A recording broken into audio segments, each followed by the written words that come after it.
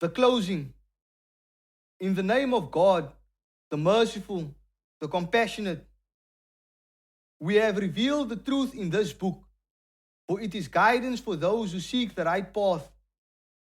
The Quran is a reminder for mankind, containing wisdom for the soul and clarity for those who believe.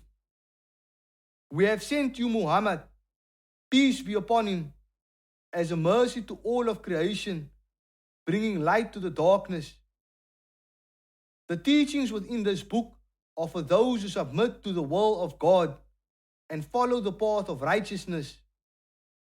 It speaks of the oneness of God and the need to worship none but Him, for He is the creator of all things. The Quran calls to justice, mercy, and compassion, guiding us towards good conduct and care for one another. It warns of the consequences of turning away from the truth and the deception of those who stray from His guidance. And it promises paradise for those who remain steadfast in faith and action, fulfilling the duty to God and His messenger. And now, we close this book with a reminder that the end is in His hands and that His mercy extends to all who seek it. Amen.